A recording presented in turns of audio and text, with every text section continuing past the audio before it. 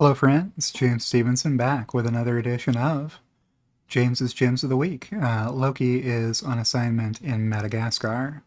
So let's kick it right off by sharing my desktop and bringing up Twitter, where I have pre-queued this up to the last couple of tweets we looked at in last week's episode of James's Gems of the Week. I guess I didn't explain what this video does. In this video, I, James Stevenson, walk you through all the tweets on Tesla Twitter that I liked over the past week and explain to you why I like them, further providing color commentary as I see fit. It's an improv show. There's no script here. You get my freeform thinking as I review these tweets that I liked over the past week. So here's a tweet from Vincent Yu at Vincent13031925. Saying my last, next, and next are going to be Tesla. Why would I like this tweet? What in the world's happening here? Well, I sent out a poll question on Twitter, two-question poll. Was your last vehicle purchase a Tesla? Will your next vehicle purchase be a Tesla? So that's what Vincent was replying to. He's saying, hey, you don't have enough places for all the Teslas I've bought and plan to buy. So the results for this, you can really just look at the second question, will your next vehicle purchase be a Tesla? So between this response and this response, so people who already owned a Tesla or didn't already own a Tesla, these two are saying their next car will be a Tesla. So you add these two together, 54 plus 31, that makes 85%. And you can tell that's right because there's only 15% left who either said no and no or yes and no. And it's always good to see that this is the smallest number, yes and no. Once you buy a Tesla, very few people want to buy something else next. And not to say that there aren't good reasons to buy a different car next, right? Some people have them, but a good Twitter poll here. Now, I got 4,000 votes on this from people who follow me on Twitter, so I am not under the illusion that these results represent a random sampling of the general population. What they represent is a heavily skewed sample of people who thought I'm a good person to follow on Twitter. So a lot of Tesla fans in there, a lot of Tesla stockholders in there. All right. Next is a tweet from Alan Dale that I liked. No, they aren't. People who want to change what the car market is. Tesla's global market share of cars is growing. So what's happening here? Well, Taylor Ogan started this thread by saying Tesla is losing market share everywhere, which is a very funny thing to tweet. So what he has sourced as data here is a tweet from Troy Teslike where he said, hi, everybody. Here's a table that shows Tesla's market share in battery electric vehicles. BEV means electric vehicles excluding plug-in hybrids. All right, so we're already looking at a very thin slice of the market currently. In a few years, it's going to be a much bigger slice. But for right now, you're talking about a tiny portion of overall sales because most vehicles still take gas. I don't know who buys them, but lots of people. I collect this data after each quarter. Tesla's market share in the US is impressive. Okay, so what's on this chart? This is showing Tesla's market share in BEV declining over time. So in China, more and more micro compact EVs are being sold for less than $10,000. Friends, some of these vehicles are less than $5,000 base MSRP, and you can buy the base. You don't have to add any options to it that make it cost more than that. They are selling people cars for 4,200 US dollars equivalent in Chinese yuan. So that's what's happening here. The market for battery electric vehicles is getting bigger due to lots of tiny, low range, in many cases low speed, low safety electric vehicles getting sold. So This has nothing to do with what Tesla is doing, which is selling more and more Teslas every year, as they've been doing every year since, the company went public in 2010. All right, so what's happening in Europe? You know, high teens market share most of the time. It was real low in 2022 Q2 because of the Shanghai lockdowns, closing Tesla's factory in Shanghai, where they export to Europe from, for the first month, and then running at limited capacity for the following month. So Tesla didn't get anywhere near half the ships sent to Europe from China that they had originally planned on because of those Shanghai lockdowns. So that's all this is telling you. And then in the US, it's way more than Tesla wants it to be, right? Tesla does not want to have more than 50% US EV market share. Tesla wants competitors to sell good EVs that are compelling, that people want to buy. So every one of these numbers is an embarrassment to every competitor of Tesla's who isn't able to compete in the US market against Tesla. That's all these are saying. This number will come down. It's going to go below 50% for sure in the future because the market is going to demand electric vehicles and legacy automakers are going to have to figure out how to make them or go bankrupt. So that's what's on this chart that Taylor was referencing. So I have to back out from there so I can get to... Oh, my reply was, why does it look like they're taking market share, though? So my point here, let me make this bigger. My point here is, this is what Tesla's revenue has been by quarter and by year. And this doesn't have my forecast on it anywhere, friends. These are all actuals. Every number on here really happened, and the Q3 number is going to get reported in a few weeks. And the year-to-date Q3 number is going to be more than last year's full year number was. And then there's going to be the largest number that'll hit this year will be Q4, the one after this, just extending, the same way 2018 extended over 2017. If you look back a few years, you're going to see the same kind of thing happen again in 2022. So this is the one that matters to an investor. How's the revenue doing? How are the earnings doing? Tesla continues growing earnings every year. No, well, I was going to say no smart investor. Maybe some smart investors are looking at EV market share, but if they're only looking at that and believe that a decrease in EV market share indicates a lessening of competitive position, they're wrong about that. Tesla's EV market share says a lot more about Tesla's competitors and what they're doing than it says about Tesla and what Tesla is doing. If you want to see what Tesla is doing, look only at what Tesla is doing, and it will be very obvious to you that the growth story continues. Okay, next a tweet from Alex A. Voigt. A mandatory regulation that every new built house must have a solar system is necessary and would solve many electricity problems. We know all the solutions, they just need to be implemented. So a lot of people like this tweet. What was that in response to? He started off this thread saying a German pilot project will start near the A81 later this year. That shouldn't be a pilot project, but a large-scale rollout. They want to test it 1 year. What the heck do they want to test? The solar cells generate electricity? They do. They do generate electricity. So I replied to this, of all the places solar panels can be installed, how did anyone decide that was the smartest place to put them? So Alex said, true, there are definitely a number of criteria being worked on to define what a favorable place is. I suspect there are a ton of locations where solar cells would work safely and well that most people, including me, don't think about.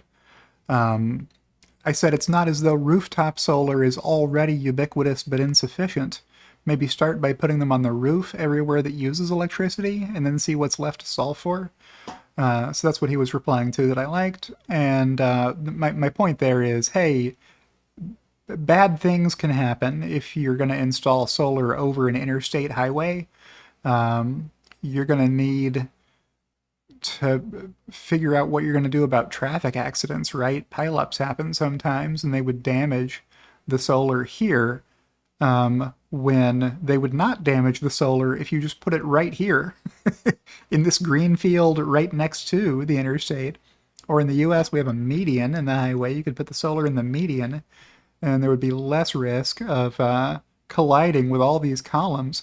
Why do you need to raise it so high, right? This is adding to your installation cost, needing to raise them. I mean, as a driver, I would like having the momentary shade of passing under a shade structure, but this kind of idea seems to me more practical for a parking lot situation where it would be great to be able to come back to your car parked in the shade under solar panels.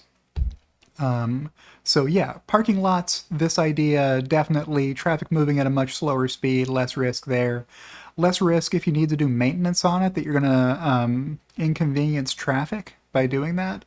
But yeah, just put it on the roof, right? Put it on the roof of whatever building is using electricity. You've got a much shorter run of wiring to get it to where the electricity is going to be used. That's way more efficient, right? Why not just do that, which is what Tesla has been encouraging people to do for many years. All right, next tweet from TeslaMojo.10.69.2.2 at ChalkMoo on Twitter. Not many will realize the chart scale. When they do, their minds will be blown, is what those emojis say, I thought. So here is a chart of, well, I tweeted this out. It looks like Tesla's gaining market share to me. And what I need to show you is the corrected version of this, because I tweeted it out too fast. I sent this before realizing that there was an error on Geely, I think. And there was another one. Oh yeah, some of these are actually declines, and I was showing them all as positive because the dumb data format they came in. But I made a whole separate video about this that you can go watch, so go check that one out if you're more interested in this. Yes, the scale is logarithmic. Here's $10, here's $100, here's $1,000 in billions. So that's 10 billion, 100 billion, $1 trillion, right? This is the trajectory Tesla is on from 2020 to 2021. I expect this growth will continue, with Tesla getting up into this range in just a year or two, making it into the top 5 on this list. And I made another video about it, Who's Hating Hard on Tesla Today, featuring John Bryant. So you can go check that one out as well if you want more info on this. So I'll get back out of here. And Mayur Thaker at Fresh Jiva on Twitter tweeted the next tweet that I liked. Can I be an erudite scholar too? Why would I like that tweet? Well, it's in reply to, this same thread we were just talking about here. So Taylor had to respond. He said, you brought revenue into a market share conversation. Well, Taylor, you brought subset of total market share into a conversation about, what did he say? Losing market share everywhere. All right, well, the implication of what he was saying is different from the implication of what I was saying. I said, hey, look at this revenue growing for this company. Isn't this more compelling information to an investor than trivia about what the EV subset market share percentage is?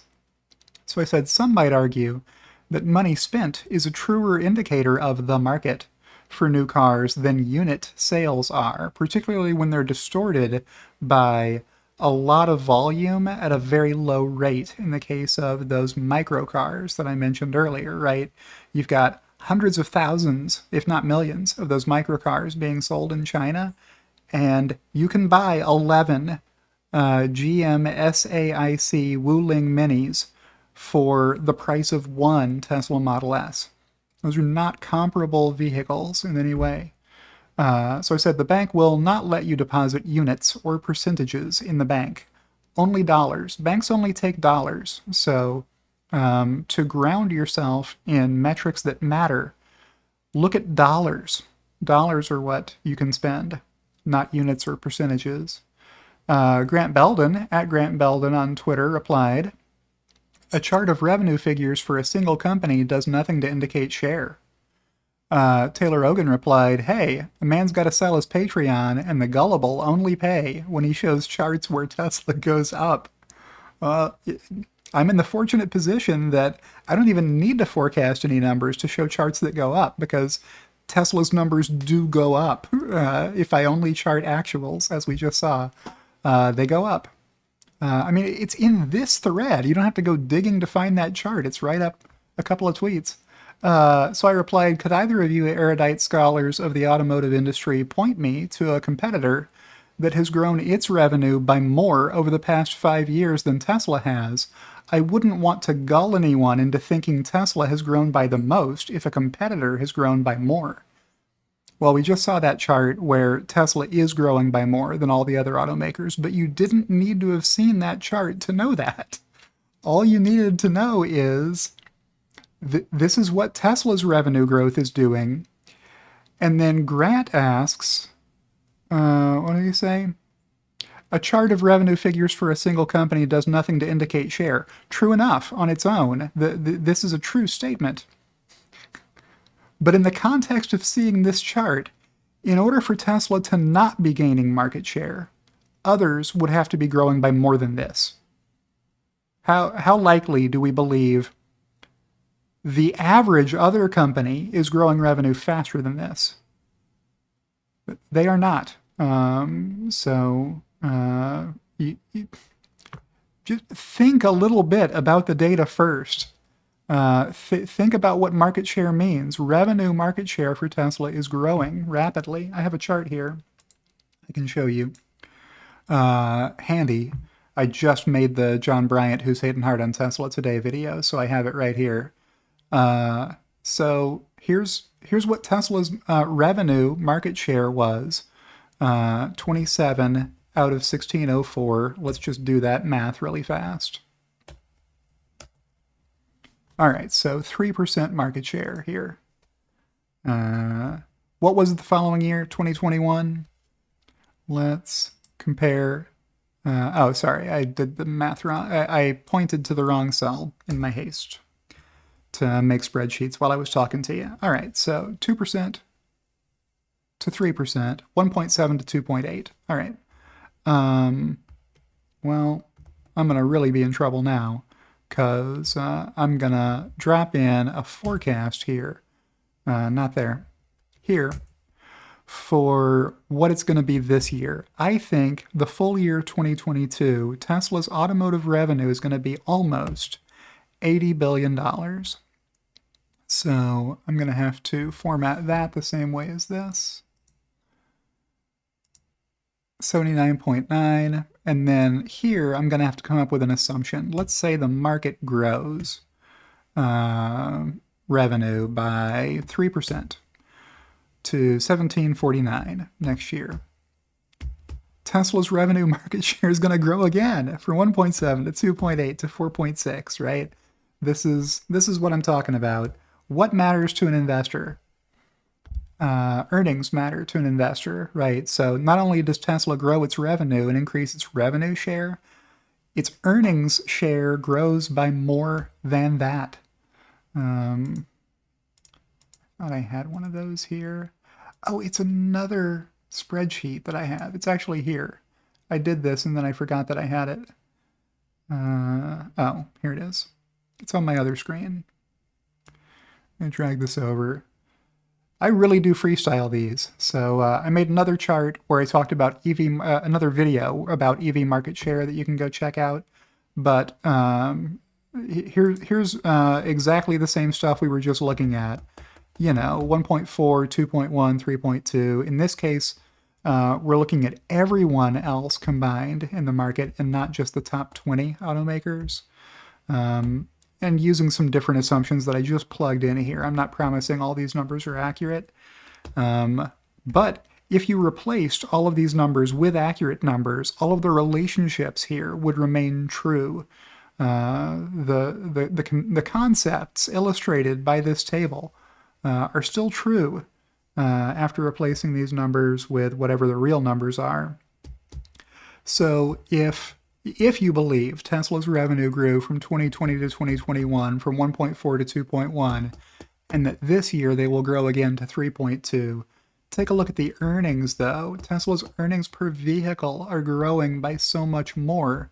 They have a multiplicative effect on that revenue share, so that the earnings share grows from 1.5 to 3.5 to an even bigger number than that, 6 and change.